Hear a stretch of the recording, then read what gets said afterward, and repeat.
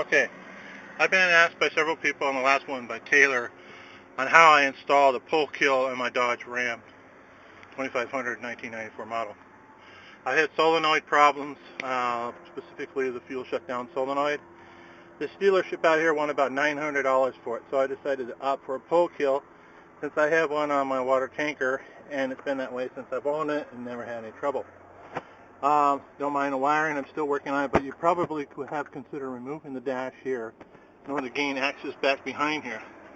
Because what I did here is at first I got a choke assembly. This was a solid wire here. It ran me about $8. But after I got it installed, it was very stiff and hard to operate. Eventually, if you look at some of my other videos, you'll see that it broke up inside the engine compartment, which I'll show you next. If you want, I would highly suggest that you spend a little extra money and get the braided cable or flex type. This one here is a repair job that I did, and I will explain that a little bit later. I do have another video that I have finishing up for that. So now I would go into the engine compartment and show you what I did there. Okay, here's the engine compartment. What you're seeing is the area that's next to the AFC housing, the air fuel control. There are basically two bolts here. There's one here with my finger showing up in here, and there's another one over here. And also you need to be aware of there's one back down behind here. What you need to do is remove the fuel shutdown solenoid assembly, as well as the bracket off the engine. This here is the fuel shutdown solenoid plug that I utilized for my hot ignition wire for the voltage regulator conversion. What I did basically here is you got to take into mind is once you take the bracket off, you're going to have some spaces, especially here with the bolts in the back. I went ahead and utilized right back here, as you can see. Let's see if I show where my finger is. There we go, on my finger. I made several extra shims to put in, and these bolts are a little bit long. They take about 8 millimeters. You can either buy shorter bolts or shim them up like they did. The bracket here is basically stock steel bracket with hole perforations in it.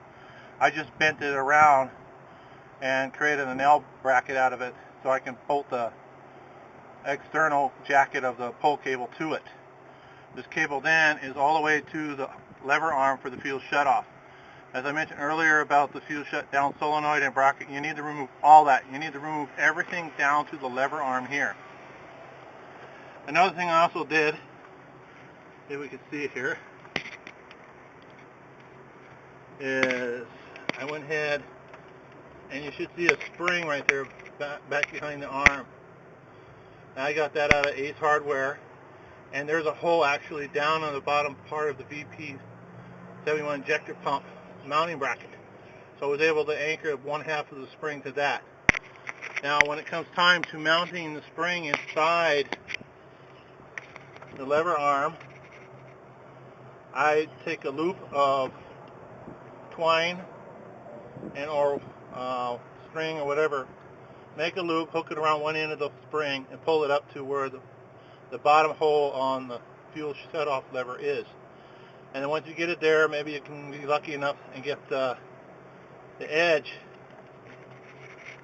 of the, if I can get that down in there, it won't let me. Well, the edge of the fuel shutoff lever, just the corner of the spring on it, and then use a pair of needle nose pliers and so forth while you're holding it with the string and the spring up, and then work it, and you'll eventually get it popped on and pull the string off. If you try to use it just for pliers, or try to flat nose pliers or needle nose and pull it up and try to get it on, you'll drive yourself insane and nuts trying to get it on. This is the easiest way I was able to get it on. Basically, most of the supplies that you can get are from your hardware store or Home Depot. Let me move out of here a little bit so that you guys can see. There we go. As you can see, I used a small cable, quarter-inch cable. I had to grind that inside a little bit to get it fit over the lever arm, and I also have a cable stop on it. I just threaded through. Otherwise, it's pretty simple. There is an international harvester kit for doing something like this if you wish to do so. And what I did is there's a hole back here where I ran the flex cable through, as well as some of my other wires. Just run it underneath. Make sure you got it under the steering, the brake cylinder, and bottom there, and up. Leave yourself some extra space to do that, because if you have problems and you need to trim it off, you have excess to do that.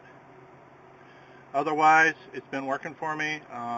Like I showed you inside with the excess cable, I'm going to be trimming that up, i.e. moving it forward so it's a lot cleaner. Again, to reiterate, that was from a project that I'm finishing up on a video on how to repair the knob. Again, I can't emphasize, I highly recommend that you get the flex cable type or a flexible wire or internal shaft. The solid wire choke is very stiff, very difficult to utilize. I actually had to open up the door to shut down the engine and then push it in. Otherwise, this should work very well for you. Just give enough patience and time.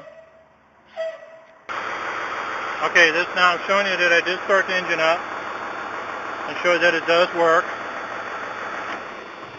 You also could look, if you see it's a little bit of a shiny area. That's the actual pull area right there as it goes back in. I'm going to run the knob all the way in so I just have a little bit hanging out so I can get my good finger on and pull.